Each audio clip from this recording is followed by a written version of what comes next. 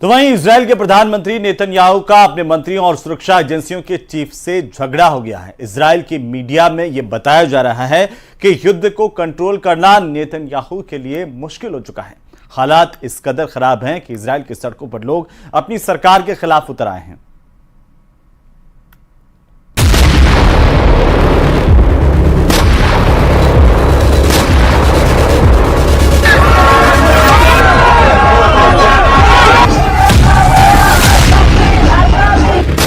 एक तरफ गाजा की सड़कें नेतन्याहू के धमाके से दहल रही हैं, दूसरी तरफ इजराइल की सड़कों पर ऐसा हाहाकार मचा हुआ है कि नेतन्याहू की सत्ता डोल रही है। एक तरफ इजराइल गाजा पर लगातार बम गिरा रहा है, तो दूसरी तरफ तेल अवीव की सड़कें नेतन्याहू के खिलाफ नारों से गूंज रही हैं। गाजा का युद्ध अब ऐसे लेवल पर पहुंच गया है जब हमास से ज्यादा इजराइल की पब्लिक डरी हुई है। नेतन्याहू इन प्रदर्शन कर रहे लोगों के बीच विलन बन चुके हैं, क्योंकि हमास तो सीज फायर के लिए तैयार है, लेकिन इजराइल बमबारी रोकने के लिए राजी नहीं है। हमास के कब्जे में अब भी करीब 125 बंधक हैं और हमास उनको तब तक नहीं छोड़ेगा जब तक इजराइल की तरफ से सीज फायर नहीं होता है। यही वजह है कि युद्ध का मिसमैनेजमेंट अब प्रधानमंत्री और रक्षा मंत्री के बीच सबसे बड़ी दरार बन चुका है। इजराइल के प्रधानमंत्री बेंजामिन नेतन्याहू और रक्षा मंत्री योआव गैलेंट आमने सामने आ गए हैं।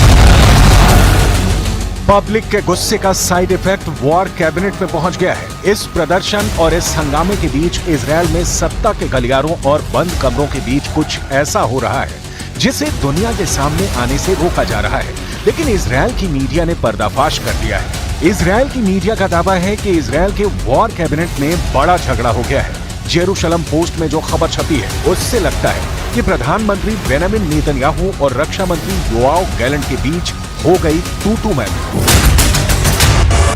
टाइम्स ऑफ इजराइल में खबर ये छपी है कि मिलिट्री चीफ ने कहा है कि नेतन्याहू के पास गाजा को लेकर कोई नीति नहीं है। नेतन्याहू पब्लिक से लेकर अपने वॉर कैबिनेट तक गिर चुके हैं। कमांडर से लेकर मंत्री बता रहे हैं कि नेतन्याहू ब्लंडर कर रहे हैं। ये बात साफ कर दें कि इजराइल के प्रधानमंत्री बेंजामिन नेतन्याहू और रक्षा मंत्री योआव गैलेंट एक दूसरे के कड़े विरोधी माने जाते हैं, लेकिन गाजा में युद्ध को लेकर दोनों करीब आए। हालांकि अब दोनों की दुश्मनी सतह पर आ चुकी है। एक बड़ी मीटिंग में नेतन्याहू थे, रक्षा मंत्री गैलेंट थे और साथ में इजराइल की सिक्योरिटी एजेंसी शिन बेत के चीफ रोनेन बार भी थे। इजराइल की मीडिया का दावा है कि रोनेन बार ने कहा, हमारी रक्षा मंत्री से बात हुई। इस दौरान सभी मोर्चों पर गहराई से चर्चा हुई। नेतन्याहू ने तभी शिन बेत के चीफ रोनेन बार को रोका। वो बोले, क्या आपने ऐसी जरूरी चर्चा रक्षा मंत्री से ही कर ली? इस बार शिन बेत के चीफ रोनेन बार ने कहा, हाँ, इसमें सवाल किस बात का है? तब नेतन्याहू ने कहा, जितना मुझे याद है शिन बेत और मोसाद ये दोनों प्रधानमंत्री के तहत आते हैं। ये बात रक्षा मंत्री योआव गैलेंट को अखर गई। गैलेंट ने नेतन्याहू से फौरन पूछा, क्या आप रक्षा मंत्री को युद्ध पर जरूरी बातें करने से रोक रहे हैं? इस मामले में आप क्या करेंगे अगर रक्षा मंत्री का इसमें दखल नहीं होगा? इस पर नेतन्याहू ने कहा, युद्ध को लेकर जो चर्चा होगी वो यहीं मेरे साथ होगी। रक्षा मंत्री योआव गैलेंट फिर भड़के और लगा कि वो गाजा पर बमबारी को लेकर नेतन्याहू से आर पार करने के मूड में है। रक्षा मंत्री ने प्रधानमंत्री की बात पर ऐतराज जताते हुए कहा, जब भी आप युद्ध को लेकर चर्चा करते हैं, हम मीटिंग में पूरी तैयारी से आते हैं। इस तैयारी के लिए भी मुझे अफसरों से बात करनी होती है। दिक्कत यह है कि आप इस तरह की मीटिंग नहीं करते हैं। अब यहीं पर नेतन्याहू का चेहरा देखने लायक था, क्योंकि एक कैबिनेट मिनिस्टर उन्हें उनकी कमियां बता रहा था और वो कुछ नहीं कर पाए। अब सवाल है कि इजराइल की पब्लिक क्या करेगी? क्या इजराइल के प्रधानमंत्री और रक्षा मंत्री की लड़ाई सड़क तक पहुंच जाएगी या पहुंच चुकी है? Blood of the hostages is on your hands. You are complicit in their criminal abandonment. We received another chilling testament today proving the desperate situation in Hamas captivity. The hostages are out of time. Soon, even those who managed to survive this long will no longer be among the living. They must be saved now.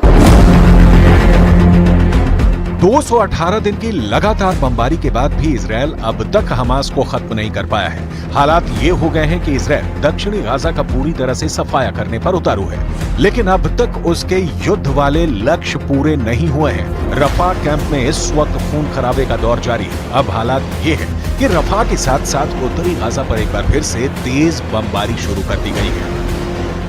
בצפון עזה בשעה האחרונה מטוסי קרב תוקפים מטרות טרור ברחבי ג'באליה. הבוקר התחלנו בהליך פינוי זמני של מרחב ג'באליה מאזור זה לעבר מרכז הרצועה, וזאת כחלק מהערכות שלנו לפעולה צבאית במרחב. זיהינו בשבועות האחרונים ניסיונות של חמאס לשקם את יכולותיו הצבאיות בג'באליה, ואנחנו פועלים שם כדי לפרק את הניסיונות הללו. Israel Hamas की तलाश में है और Hamas के कब्जे में Israel के 125 बंधक हैं। बताया जा रहा है कि इस बार नेतन्याहू ने अपने कमांडरों के साथ मिलकर ऐसा वॉर प्लान बनाया है जिसमें हमास का जड़ से सफाया कर दिया जाएगा। लेकिन सच ये है कि नेतन्याहू अब एक तरफ पब्लिक के गुस्से में घिर चुके हैं, तो दूसरी तरफ वॉर कैबिनेट में हुई बगावत ने नेतन्याहू के हौसलों को बड़ी टक्कर दी है। बेंजामिन नेतन्याहू और रक्षा मंत्री योआव गैलेंट की टक्कर ने इजरायल की वॉर पॉलिटिक्स को उजागर कर दिया है। नेतन्याहू पर नाकाम प्रधानमंत्री का टैग लगाया जा रहा है और अब रक्षा मंत्री और उनकी एजेंसियों ने नेतन्याहू को मुश्किल में डाल दिया है। तेल अवीव की सड़कों पर लगातार मजमा निकल रहा है। लोग युद्ध रोककर बंधकों को छुड़ाने की मांग कर रहे हैं और यही वजह है कि नेतन्याहू अपने वॉर एजेंडे और बंधकों को छुड़ाने वाली डिमांड के बीच फंस कर रह गए हैं। I don't think that we have to be in Rafah just now. I think that the only thing that the Israeli government should do and make any action and any force is to rescue and free the hostages. This is the first mission that our Prime Minister and the government has to do right now. Rafah can wait. I don't believe that this is the most important action that should be taken just now at this moment. Netanyahu ने अपना पूरा focus दक्षिण Gaza के रफा को बनाया हुआ है। यहाँ करीब 20 लाख आबादी का जो बड़ा हिस्सा बचा है वो यहीं पनाह लिए हुए है। वहीं रफा और इजरायल बमबारी ना करे, इसके लिए अमेरिका से भी हथियारों का ऑर्डर ब्लॉक कर दिया गया है। लेकिन नेतन्याहू बोल चुके हैं कि जरूरत पड़ी तो वो नाखूनों से भी लड़ेंगे और इस वक्त वो बिल्कुल नहीं हटेंगे।